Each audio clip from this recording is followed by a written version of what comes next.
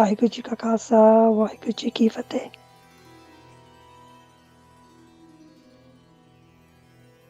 ਇੱਕ ਓੰਕਾਰ ਸਤਿਨਾਮ ਕਰਤਾ ਪੁਰਖ ਨਿਰਭਉ ਨਿਰਵੈਰ ਅਕਾਲ ਮੂਰਤ ਆਜੂਨੀ ਸੈਭੰ ਗੁਰ ਪ੍ਰਸਾਦ ਜਪ ਆਦਿ ਸਚ ਜੁਗਾਦ ਸਚ ਹੈ ਵੀ ਸਚ ਨਾਨਕ ਹੋਸੀ ਵੀ ਸਚ। ਵਾਹਿਗੁਰੂ ਜੀ ਕਾ ਖਾਲਸਾ ਵਾਹਿਗੁਰੂ ਜੀ ਕੀ ਫਤਿਹ। In today's Vichar Sangat Ji, we are making together, by the blessings of Guru Nanak Dev Ji, a journey through the heart of Guru Nanak's teachings and the core principles in Sikhism, Nam Japo, Vand Chakna, and Kirat Karni. These timeless values, though first shared centuries ago, are just as meaningful and practical in today's world. Each offers us a simple and a powerful way to live in harmony and peace. So I invite you to open our hearts and minds as we embark on this spiritual reflection, allowing the wisdom of Guru Nanak Ji to awaken our souls and guide our actions. May all my words shared here be in the devotion of the Guru. A few days ago was the 555th anniversary of Guru Nanak Dev Ji's birth, a time when divine wisdom came to earth to guide humanity through the dark age of Kali Yuga. Guru Nanak Dev Ji is the beacon of light in the age of darkness. Guru Nanak Dev Ji came with the message of love in a time of hate, where the illness of ego had taken over the world. The divine themselves came into the form of Guru Nanak to unite everyone, to remove our doubts and delusions, to allow us to be free and enlightened. On a peaceful morning in 1469, in the village of Talawandi, now known as Nankana Sahib in Pakistan, Mata Tripta Ji gave birth to Guru Nanak. Unlike most newborns who arrive crying, Guru Nanak is said to have been born with a serene smile, a rare and beautiful sign that filled the room with light and peace. This smile was seen as a reflection of the divine joy he carried within, a sign that he came to bring compassion, wisdom, and unity to a world in need of light. His father, Metakaluji, and others who witnessed his birth were struck by a profound sense of calm and awe, sensing that this baby was no ordinary soul. Local wise men and spiritual leaders came to see the newborn and felt a deep, indescribable peace in his presence.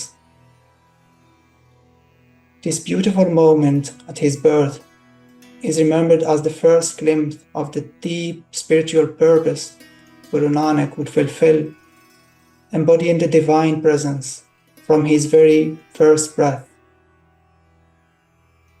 That peaceful knowing smile would come to awaken love and compassion in every heart he touched. From a young age, Guru Nanak avoided getting caught up in materialism and egotism. he didn't believe in pointless rituals and chose to connect with nature, reflect within, and to serve others with a kind heart. Unlike other children of his age, he showed signs of wisdom, curiosity, and compassion, often raising profound questions about the world, spirituality, and God. From a young age, Guru Nanak Ji's heart was filled with love and understanding. And there is one story that says it all. Guru Nanak's father became increasingly concerned about his son, seeing that the child Nanak has spiritual interests. He believed that Guru Nanak might renounce the world entirely, like many yogis and saints of that time. He wanted to find a way to tie his son to the world. But there was a problem with this thought. For Guru Nanak, everything was one. Living in a family, living life, is a way to experience the divine. There is no need to be separate from the world. The child Guru was living in the world, but was not attached to it. And this detachment from worldly pursuits frustrated Metacology. And for this reason, the father gave his son Nanak 20 rupees to purchase goods for trade, urging him to invest money wisely for profit. This marked the beginning of the event known as Sacha Soda. As Guru Nanak was traveling to the market with his companion Bhai Mardana, when they came across a group of hungry and poor sadhus. These saints has vowed never to beg for money or food, and would only eat if food was offered to them. Guru Nanak was deeply moved by their suffering, and immediately used the 20 rupees to buy food and feed the sadhus, instead of purchasing goods for the trade. When questioned by his father, Guru Nanak replied that he had made the true deal, Sacha Soda. By serving those in need, there could be no greater investment than serving the divine. Sangaji, it is from that very investment of 20 rupees that Sikhs continue to serve their langar today. A langar is a free food given to all regardless of faith, background, or social class. It is just sharing out of compassion. That 20 rupees started a tradition where no one who loves Guru Nanak would never go hungry.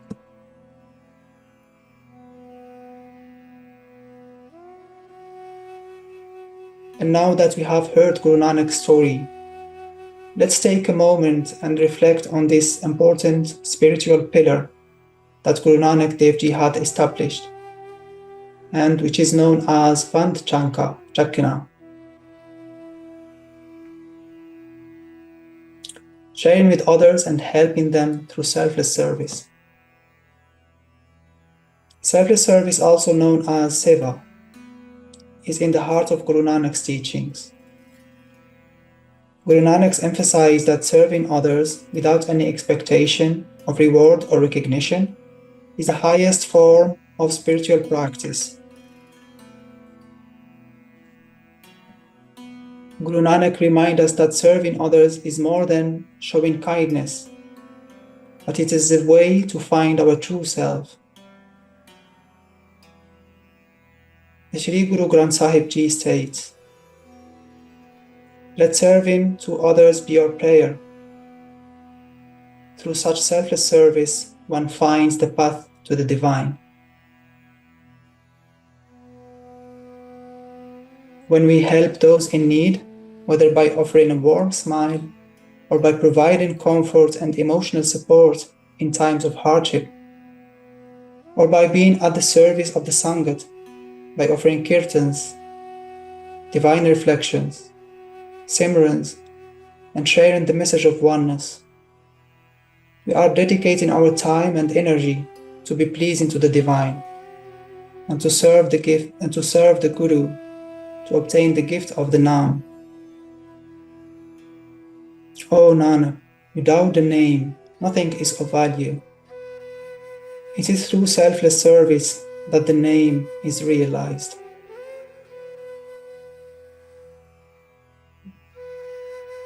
Guru Nanak reminds us that spiritual growth is not just about meditating alone somewhere in the jungle, or following empty rituals, or visiting on a regular basis places of worship. It is actually about how much are we devoted in our service.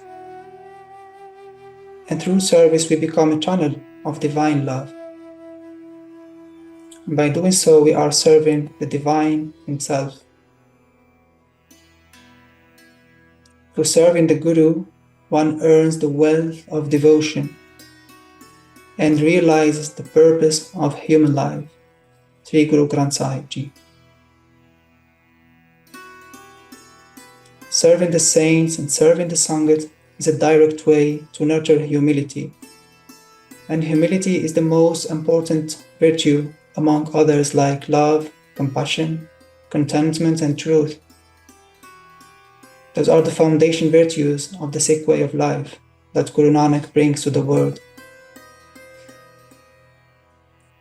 Humility is the key for us to live in accordance to the divine will. And we can only obtain that through selfless service. True service is to serve the Guru's will, the one who serves with love and devotion. The Lord embraces him in his mercy. Sri Guru Granth Sahib Ji.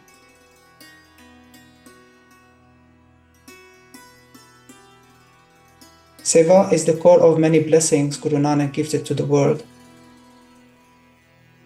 To a world living in disease of Maya, Seva can lead true seekers to spiritual growth and fulfillment. By selfless service, the ego is eliminated and the soul is illuminated. Through service, one merges with the Lord. Sri Guru Granth Sahib Ji. So Sangat Ji, how can we offer pure service from the heart? And I let you a moment to reflect on that.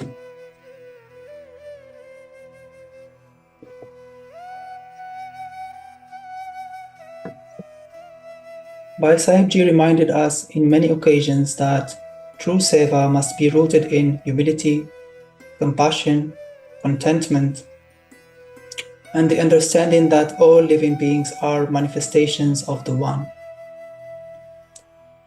So we must pay great attention to these important traits as we perform selfless service, as only through these traits that we align ourselves with the will of the Guru, fostering harmony and unity in the world.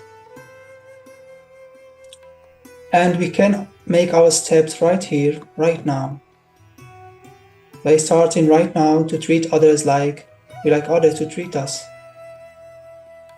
by being watchful on our thoughts and emotions.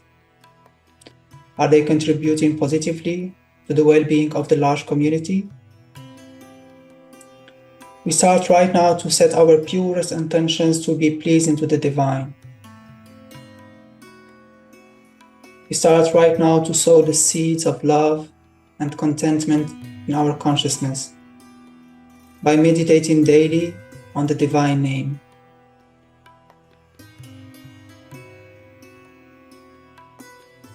Now that we have explored the beauty of selfless service, let's turn our attention to another pillar of Guru Nanak's teachings, Nam Japo, meditating and remembering the divine name. And this practice is of an paramount importance, as no one can grow spiritually without practicing meditation. Guru Nanak in their young age did not speak much. They preferred the company of the holy and spent large amounts of their time in solitude. silently contemplating on the divine. Their actions always appeared estranged from the word, which led to many slandering them. Many would say that Guru Nanak is an aimless wanderer, a ghostly figure, good for nothing and lazy. But later they realized that Guru Nanak was the embodiment of the divine in this world. Those consumed in Maya would not understand this divinity. Before diving deeper into the meaning of Namajapo, let's travel back to the town of Sultanpur Lodi in India, where young Guru Nanak, now 28 years old, lived with his family and his closest companion, Bhai Mardana Ji. Guru Nanak, as per daily practice, would take their bath in the early hours of the morning, and then would focus their concentration on the Shabd. When the blessed inspiration would arrive, the Shabds were sung, and Bhai Mardana would play on his rubab. Guru Nanak, in their meditative state, would say to Mardana, "Mardana, caress your rubab, for Bani has been revealed." And in that moment, that various Shabds manifested. Such a beautiful communion. Guru Nanak and Bhai Mardana were truly one soul in two bodies. One day, as usual, Guru Nanak went to the river for their daily shower, and Bhai Mardana was waiting intently by the river's bank. Mardana saw Guru Nanak dip fully into the water and then reappear, but in the blink of an eye, Guruji disappeared completely into the river, with no sign of them ever returning. The water of the river looked undisturbed, more still than it had ever been. The Guru had been carried away by the river, and the town was filled with panic, as the young Nanak was nowhere to be found. With heavy hearts and tears in their eyes, the people of the town feared the Guru had been taken by the river and would never come back. One night passed, 2 nights passed, 3 nights passed, before the Guru re-emerged, completely radiant.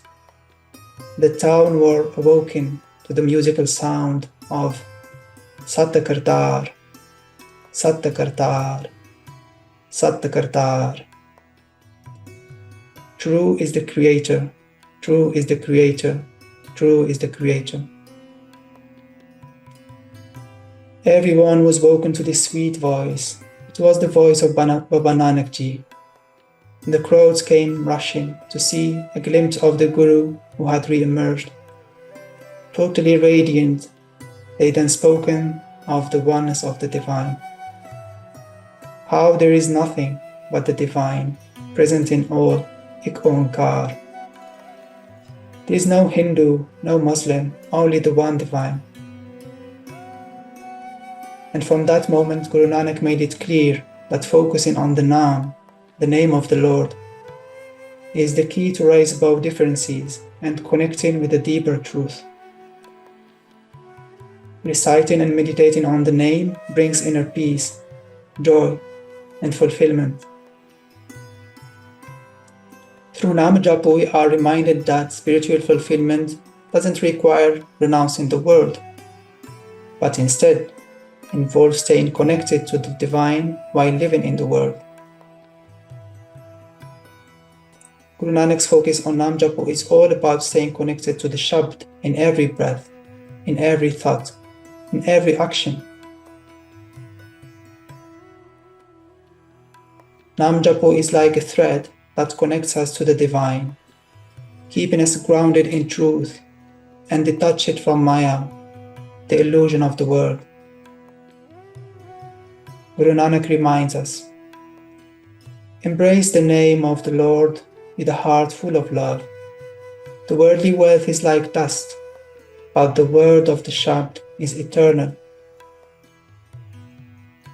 And Simran helps us raise above ego and desires, bringing more clarity and awareness into our lives.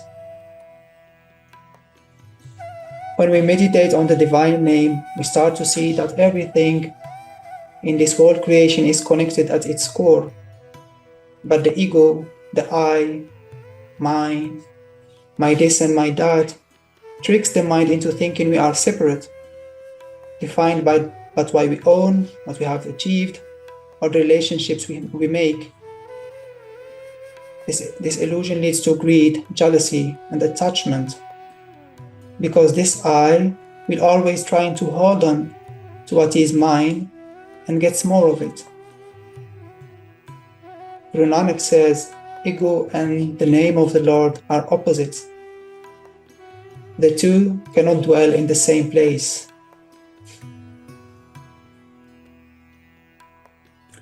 When Guru Nanak came back from the river, they gave us the Mool Mantra, a powerful expression of divine truth.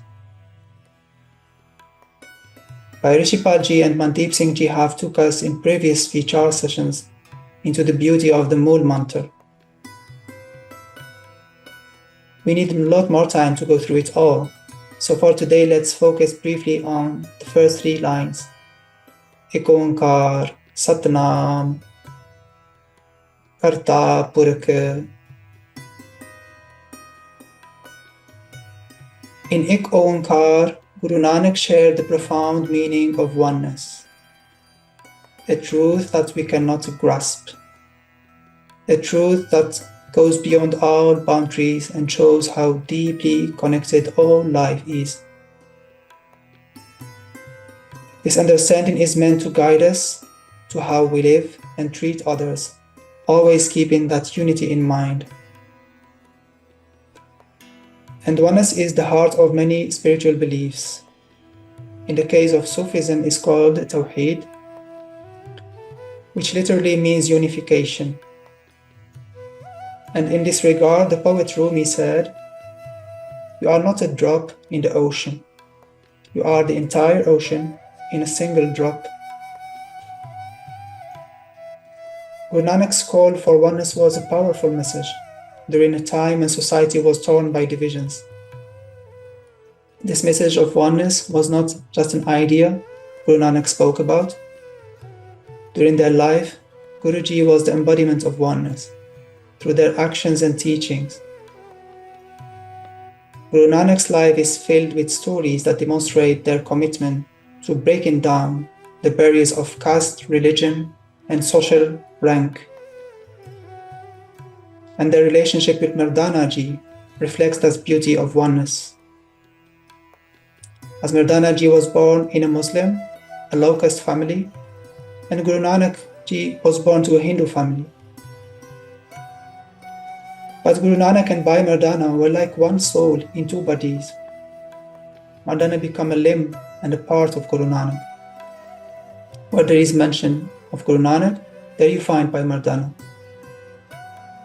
And a poet once write, and I translate, "Look there, a Muslim is walking side by side with a Hindu." But the wise said no. There you see Ram and Allah walking side by side.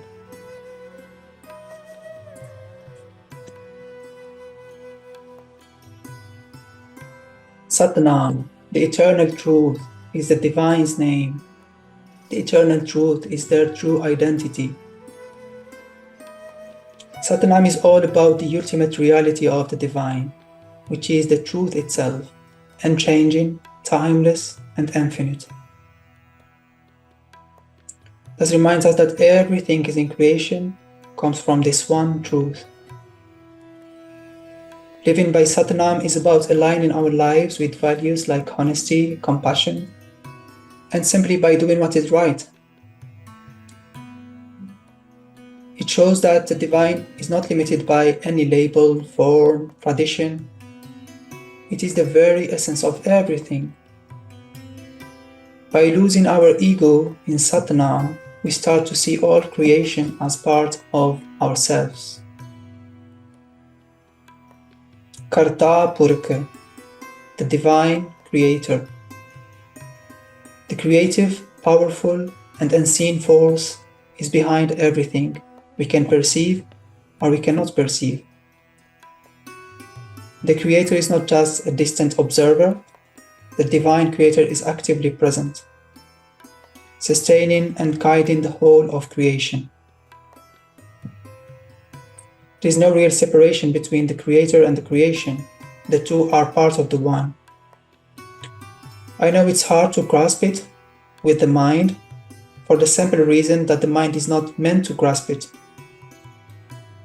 We can only have a deeper understanding of Kartapurak by attaching ourselves to it in meditation. In this process, we gradually start to see the reflection of Kartapurak around us. And it becomes so hard for us to blame anyone for anything, or blame, for example, the society for our bad conditions.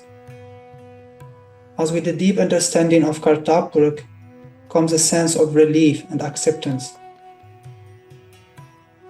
The divine is the sole creator. So why should I complain when something seems not to be good? In reality is that what is happening to me is perfectly what I need to overcome, or what I need to overcome my ego and to have more intimate relationship with the divine. And this understanding brings us to a place of love, humility, and respect of all without exception.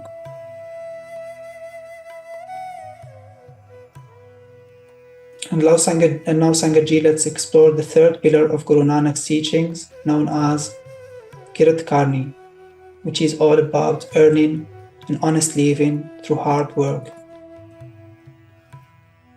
Guru Nanak working in the Modi Khana. When Guru Nanak was given charge of a storehouse, they worked with honesty and fairness. One day, while counting out provisions, they reached the number 13, Tera, which means as well yours in Punjabi. At this point, Guruji fell into deep meditation, repeating Tera, Tera, Tera. I'm yours, I'm yours, I'm yours. Instead of being consumed by the task, they infused it with devotion, showing that honest work can also be an act of worship. Kirat Karni teaches that every job, big or small, is an opportunity to serve the divine if done with honesty and dedication. And now, as we come to the end of today's vichar, I would like to share a personal experience with the third pillar, Kirat Karni, and how the absence of this pillar in my life has affected deeply my behavior. There was a time in my life when I had a pretty wrong mindset about work. And that was because of so many reasons. I convinced myself that I couldn't really grow spiritually while working 8 to 10 hours a day.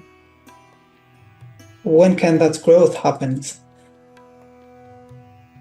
And being influenced by many people thinking the same way, I have came to the conclusion that it's okay. It's okay not to pay big attention to going to work or do my role in the society like everyone do. Over time, I became quite lazy because I had more free time that I have imagined, and getting to observe what is running in my mind is going harder. And this laziness began to consume my entire being. So I started to see the world through this distorted lens, even using my spiritual life as an excuse for not living a productive life. And Bhai Sahib Ji, Bhai Bahadur Singh Ji always reminds me to work hard and to have ambitions in my life. By doing so, I became aware of the importance of the Kirat Karni, earning an honest living and maintaining my mind attached to the mantra while working was actually the missing pillar in my life.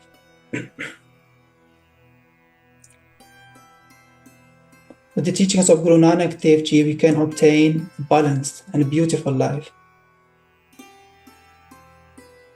And now I would like to thank you all, Sangaji, to give me this opportunity, and please forgive me for my mistakes. Vaheguru Ji Ka Khalsa, Vaheguru Ji Ki Fateh.